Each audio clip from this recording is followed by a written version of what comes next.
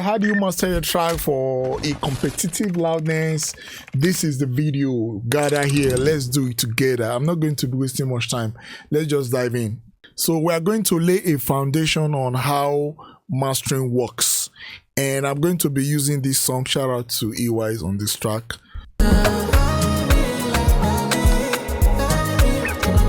You can see how full this song is. Let me remove the mastering. You can see how full it is already, even without the mastering, and that's what you want. Your song cannot get full just because you are mastering. No, the competitiveness of your song starts from the mixing. Once your song is full, while you are mixing, once you master it will be full. If it is weak, once you master it will just be loud. It will not be, big. So now take a look at my vocal chain, and you see something there. There is a limiter there. Making a music that will be very clean and fine. It's a step. It's like building a house. You need to build it. You want a louder and a bigger mix. You need to build on it. You don't just do everything anyhow and be waiting for mastering to do it. No, you need to build it. Look at these settings. You can pause the video and look at how I set my stuff and use it creatively. Let me play.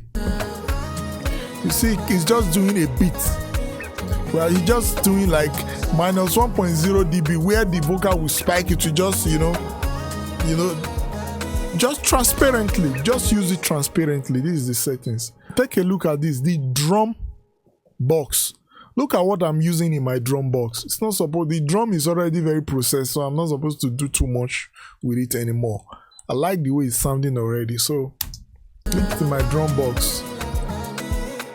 You see, I'm chopping out the picks. The name of this clipper, you can see it's standard clip. So it's very simple. So what is this thing doing?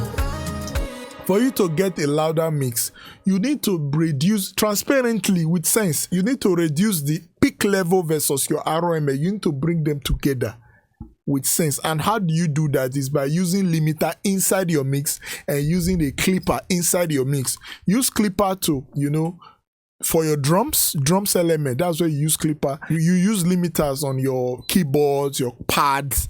That will make your song very big. And it has to be very transparent. Don't overuse it. Use your ear, use your eyes.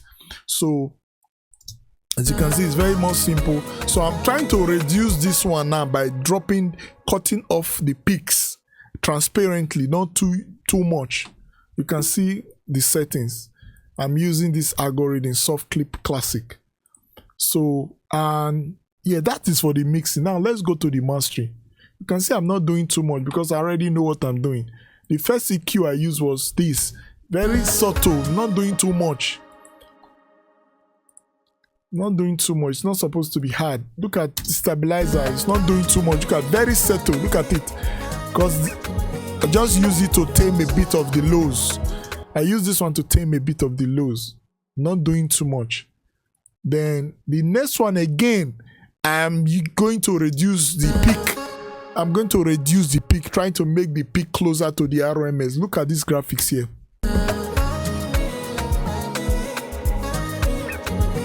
So this is the graphical illustration, as you can see. Let's slow it down. Okay, that is fast. So this is the graphical illustration. You can see how it's chopping off the peaks transparently. Use it wisely, use it creatively. So we are trying to make sure that we reduce the peak level. The RMS is the difference between your peak level and your lower element. Those things you reduce in, things, everything will not be high. Some things will be high, some things will be low. So the drums are very high. You need to reduce the drum without reducing the volume. You reduce them with this clipper. When you use this clipper to reduce the peak, it will not reduce them in volume. It will even add volume, but it will reduce them in volume. But it will reduce them in terms of dB. Do you get? In terms of dB. So it will be telling your DAW that this sound is reduced, but in your ear, it is not reduced. That is the work of this guy. So now, we have reduced it more by chopping it off. Then what we want to do now is I can still go further See, I can still go further. See, this is the threshold here, -2, and then this is the gain. So you increase the gain until you are hitting your threshold. Use it with sense. Then we'll go over to let's use this guy. So you can see I have 2 ozone and this guy just for illustration purpose. I had to pull them together. So what are we aiming at?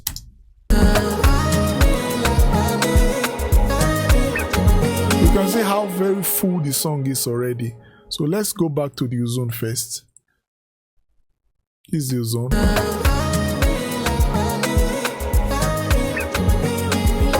So the first one was stabilizer. It's still not doing too much. Look at it. The second plugin here was vintage tape, just to add color to it. Harmonics, you can call them nuance, anything you like, just to add brightness and all that to it. Then exciter, the same thing, just to add a little bit of tube and the rest to it. So it's not really doing too much.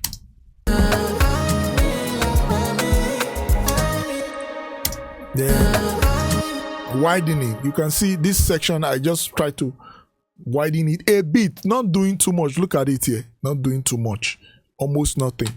That is mastering. You don't want to do too much when mastering. Do everything you want to do during mixing. Back, always do everything back. If you want a good song, do it during production. If you want a good mastering, do it during mixing. Don't push everything forward. Do everything behind. Do everything behind. Vintage limiter now, which is the last guy. So if you don't want to use ozone, let's use something popular, something your friend. Everybody likes this guy. So we are hitting minus, as you can see, we are hitting -8 dB. So it's pretty much good. You can see how full the song is.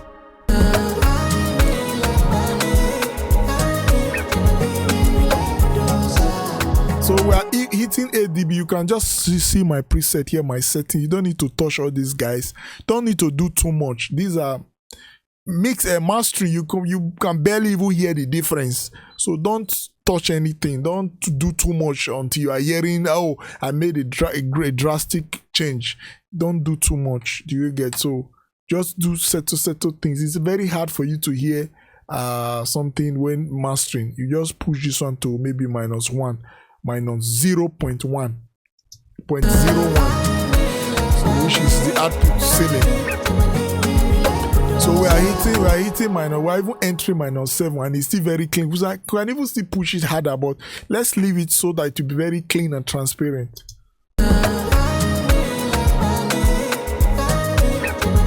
So let's play the verse section.